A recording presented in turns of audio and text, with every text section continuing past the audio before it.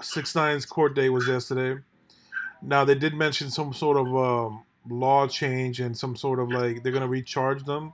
Can you explain that? Can you break it down? Yeah, so basically the First Step Act was passed, I think, in December, October, November or December, so it's like a month or two old. But anyway, this law was basically, or this bill was passed after they got arrested and went to jail. So it's going to be applied retroactively. So meaning that even for the people who got arrested before this law went into effect, it's still going to affect them. So they're basically going to recharge them. So their next court date, I think it said, is February 27th. Yeah. So I don't know if it's going to happen on that date or if they're going to do it at a different time, but it says they're likely going to recharge them. So basically the reason is the new bill that passed is going to affect the mandatory minimum laws that they're facing. So basically, for example, like say, this is just an example, a number I'm throwing out, but say, for example, Tekashi has a 20-year mandatory minimum for one of his charges. With this new bill that was just passed, it's going to lower that mandatory minimum. So instead of being 20 years, it might only be 10-year mandatory minimum or something like that. Basically, what it says here is that the First Step Act it's going to affect a lot of inmates. I think it says it's going to affect something like 180,000 inmates who are currently in the system. But what it's going to do is it's going to adjust the mandatory minimums by anywhere from 5 to 15 years for violent felonies and for drug charges. So again, like, say Tekashi, one of his mandatory minimums is 20 years. Depending on what crimes this bill is going to affect, it could change his mandatory minimum. Instead of being 20, it could be anywhere from 5 to 15 instead of 20. So it's kind of hard to know because right now we don't know which charges it's going to change. You know what I mean? It's not just like across the board, every single sentence is going to be reduced. So like I think Tekashi has like 5 charges or something like that, 4, 5 or 6. I think I would have to look at the indictment. Yeah, so I mean basically it says here it's going to lighten the automatic sentences for serious violent and drug charges by 5 to 15 years. So basically anyone with mandatory minimums, if their specific charges get affected by this bill, it's going to help them out. It's going to help them get out a little earlier. It's going to allow the judge to be a little more lenient instead of, throwing the book at them right away. It also says that it's going to amend the 3 strikes rule. So this is only federally. This doesn't count for, state prison or anything. But basically now for anyone who gets 3 strikes, instead of getting a life sentence, they're going to get 25 years, which is still a long time, but it's, it's not life at least. And I heard, go ahead, I'm sorry. No, you can go ahead. I can't confirm this for sure, but I think they're trumping up more charges, if I'm not mistaken. They might hit him with more charges, the defendants. Yeah, possibly. I didn't hear that. The only thing that I saw from the article about the hearing is that they said that they were still investigating. Right. Well, I just saw that someone else had been arrested, so he's going to be added to the indictments. I didn't hear anything. So you heard that they're going to trump up more charges on Tekashi? Not Tekashi, like maybe the others. I mean, who knows what they got? Yeah. They're still looking through the phones.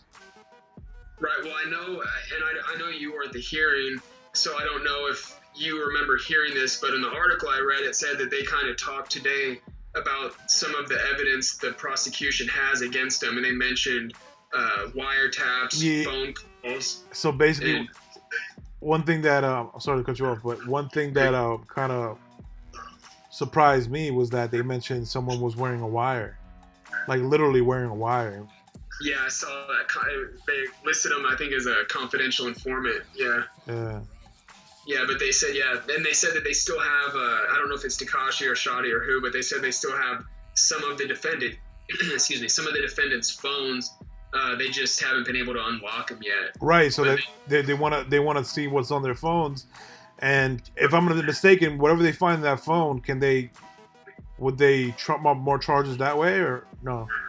I mean, possibly, depending what they find. I mean, if they find More incriminating stuff? Yeah, or like, a past crime that's currently unsolved, and then suddenly, from reading the text messages, they can say like, oh, look, these are the guys that did it. There you go. Yeah.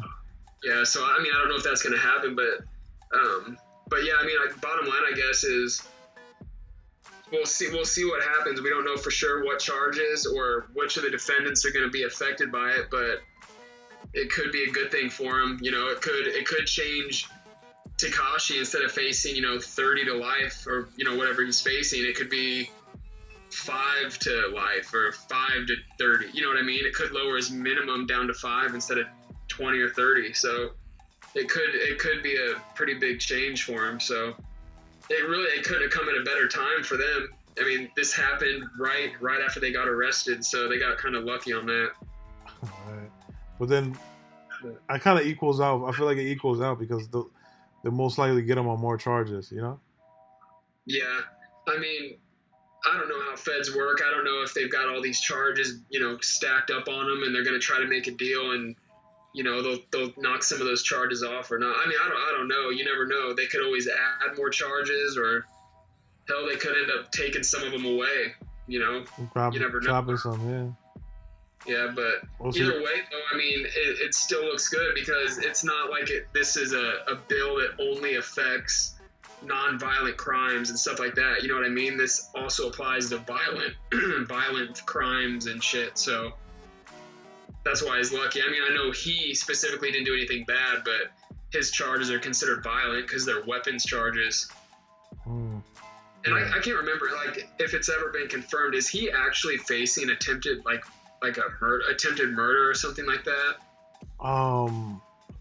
So I thought that's why they were saying that he could potentially get life, but I've never gotten an actual answer on that. I don't think so. No. I mean, the indictment does mention murder, but it doesn't. The indictment is very vague.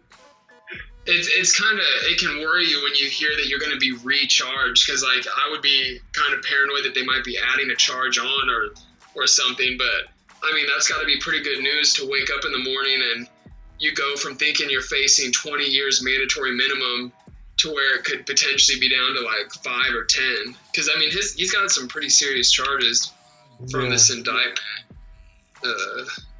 And here's the thing that I'm pretty sure you read that they have to go through a bunch of hard drives, a bunch of evidence themselves. The defendants have to look it over, what the feds have on them, basically. Yeah, and it was saying that basically because of the government shutdown, they've been kind of limited as far as the inmates, what they're able to see. Because they're only, right now, I guess they said that Shottie and Tekashi, they've all been locked down, I guess because a lot of the federal jail guards aren't getting paid right now because of the shutdown. Right. So they're kind of understaffed, and so for the last 5 days, they've all been on lockdown. They haven't been able to see their family, their attorneys. So it's kind of limiting their access to the law library to study this stuff. But I mean, I'm sure it's going to be if this thing goes to trial, they've got a long time before their trial starts, so I'm sure they'll have plenty of time. And his attorney, they're paying them lots of money, so those attorneys they'll be able to get as much as they can.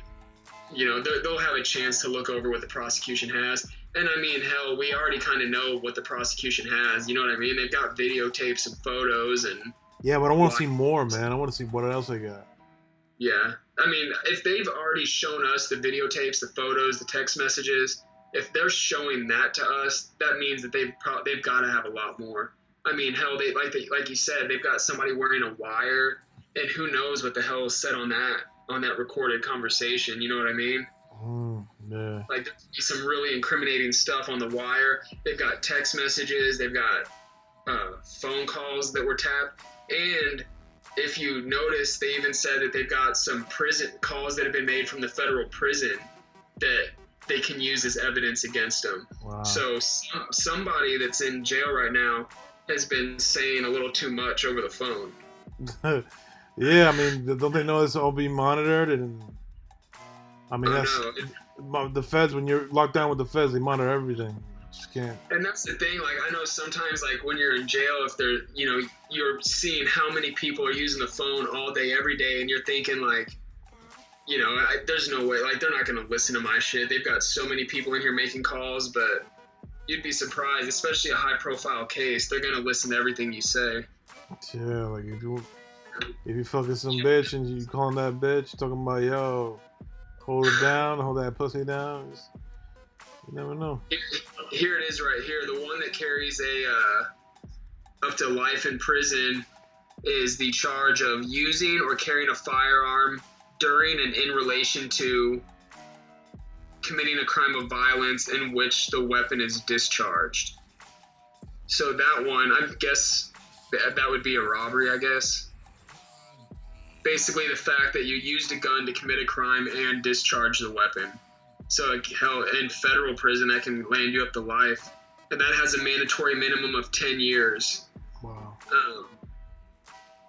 Hold on, let me see this. No, actually, that's not right. So, there's a guy named Jamel Jones.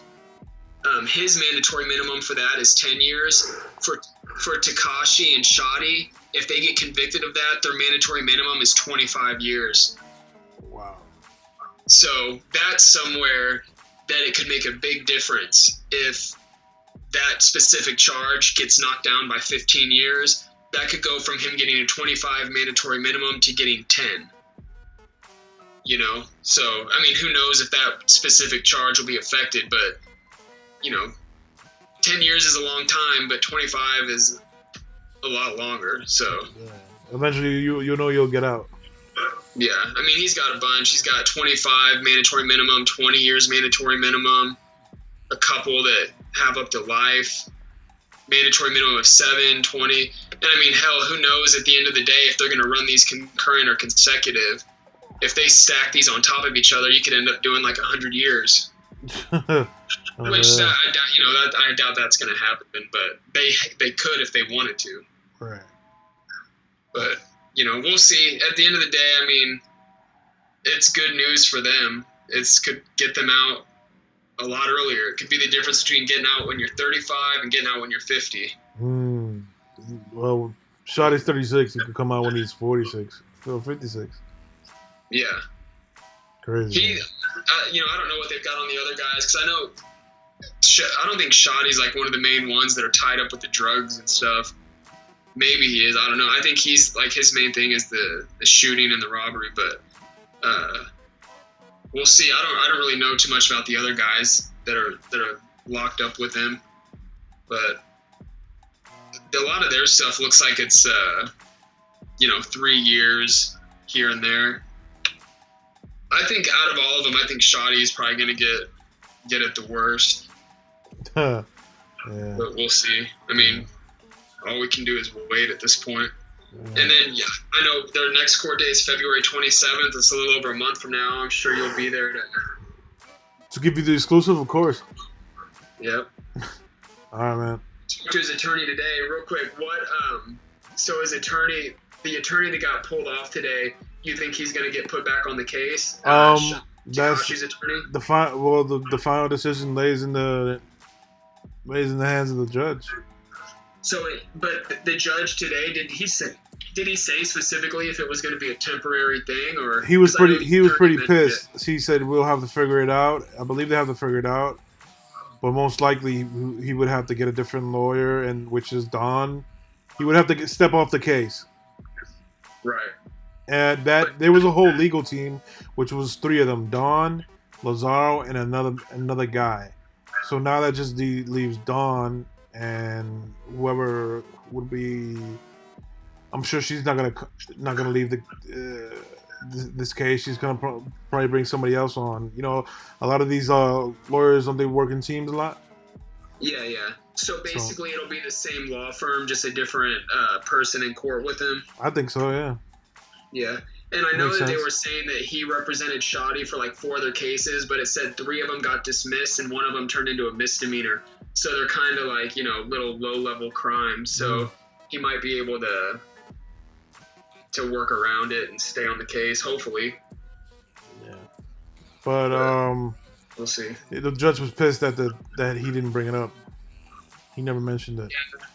At first, I was thinking, why would that be a conflict of interest? But I mean, they're co-defendants, so if anything, it's almost like the judge is looking out for Tekashi, because that would be a conflict of interest against Tekashi. Because like the idea behind it is that since he already has a relationship with Shottie and defended him in the past, maybe he won't, you know what I'm saying? He won't work on Tekashi's behalf as much. You get what I'm saying? Like, he won't want to place all the blame on Shottie and say Tekashi's innocent, because they would feel like he might have this relationship with Shottie already, if that makes sense. You get what I mean? Yeah. Yeah. So, I don't know. Who knows? But hopefully he can get back on the case. It sounds like he wants to. So. Man. We'll see you.